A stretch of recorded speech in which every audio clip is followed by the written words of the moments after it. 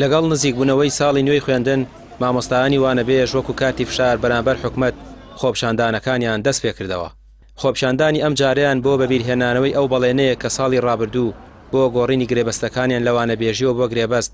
پێیان درراوە، بەڵام وەکو خۆیان دەڵێن هیچ کام لە بەڵێنەکان ڕاست دەرنەچوون.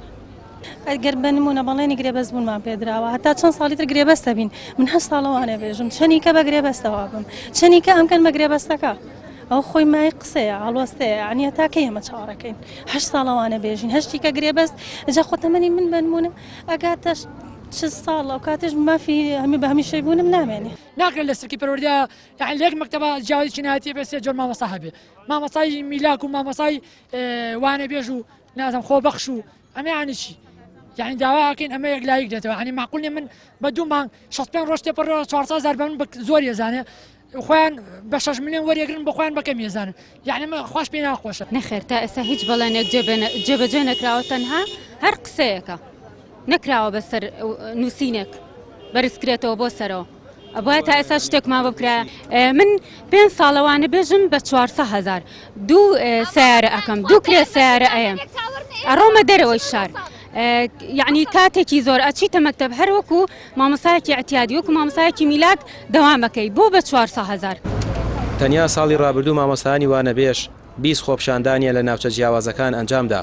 لە ماوەی ئەم 8 ساڵەش زیاد لە 100 گربوونەوە خۆپشاندانی گەورە و بچووکیان ئەنجام داوە. تەنها لە بەردەم ئەنجومەنی وەزیران لە هەولێریش 18 جار گرت بوونەتەوە و زیاد لە 600 یاداشتیان بە پەرلەمان و لیژنە پەیوەندیدارەکان داوە،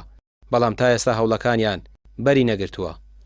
وتا ئێستا نەتوانراوە ڕاستگۆیانە و دڵسۆزانە و جدیانە بێن بەدەم داواکارەکانی ئێمەی نوێنەرانی دەستەی گشتی مامۆستایانی وانەبێژ کە داواکاری زیاد لە 35,000 مامۆستای وانەبێژی ستەمدیدەیە کە سەدان جار بە ڕێگای مەدەنی و پەروەردەیی و دیالۆگ داواکارەکانمان گەیاندۆتە بەرپرسانی وەزارەتی پەروەردە و حکومەتی هەرێمی کوردستان و سەرجەم لایانی پەیوەنددار، بەڵام بەداخەوە تا هەنووکە نەهاتون بەدەم جێبەجێکردنی داواکارەکانی مامۆستایانی وانەبێژ. لەبەر ئەوە ئێمەی نوێنەرانی مامۆستایانی وانەبێژ بەردەوام دەبین لە ڕێگا مەدەنی و پەروەردەی و پیشەیەکەی خۆمان کە داواکاری سەرەتایی و مافی ڕەوای خۆمانە کە چەندین ساڵە بە نایاسایی لێمان زەوت کراوە، ئەویش دامەزراندنمانە بە هەمیشەییکردن و هەژمارکردنی ساڵانی وانەبێژیە بە خزمەت و وەڕێزگرتنە و وەگەڕاندنەوەی شکۆیە بۆ سەرجەم مامۆسایان و پرۆسەی پەروەردە و فێرکردن. لێرەوە ڕای دەگەێنین بۆ ڕای گشتی چیتر ناوەستین و بێدەنگ نابین لەمڕۆوە